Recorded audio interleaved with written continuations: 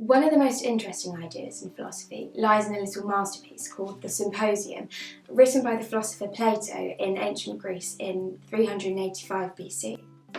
The Symposium tells the story of a dinner party that unfolded in Athens at the home of a distinguished playwright called Agathon. Many interesting characters gathered to share food and drink and talk about important things.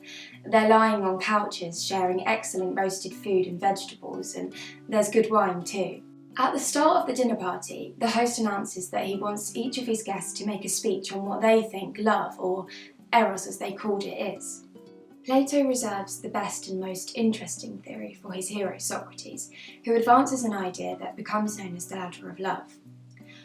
After everyone has spoken, and some are quite drunk too, Socrates tells us that most of us start to learn about love in a very immediate and physical way, by being powerfully attracted to one particular person's face and body.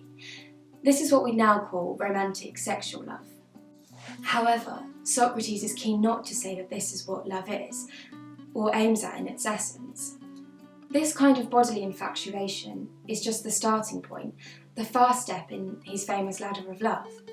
For Socrates, the love of one beautiful person isn't and should never be the whole story. It's an invitation to step on a ladder that, if we follow upwards and with thoughtfulness and dignity, will lead us to an appreciation of bigger things like wisdom, truth, morality, and goodness. What's interesting is that Plato doesn't want to censor our interest in lust or sex. He doesn't think it evil or degenerate, he accepts it, but sees it as a starting point. However, Plato doesn't want us to stay stuck on that rung.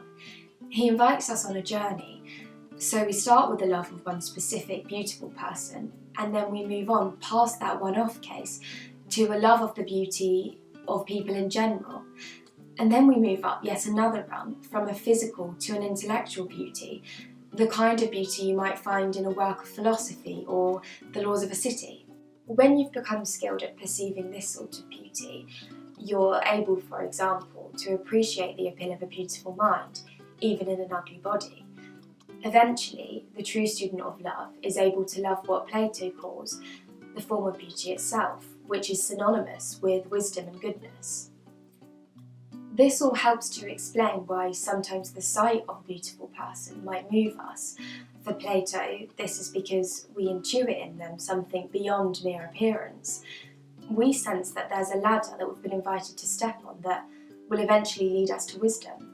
Plato's argument does two things.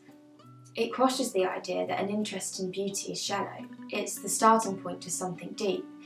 Also, it frees us to believe that beauty exists beyond one person. It exists in unexpected places. The beauty of the mind is linked, but superior to that of the body. You might start lusting after a beautiful body, but the argument goes, the idea is that you may end up with a love of philosophy and truth.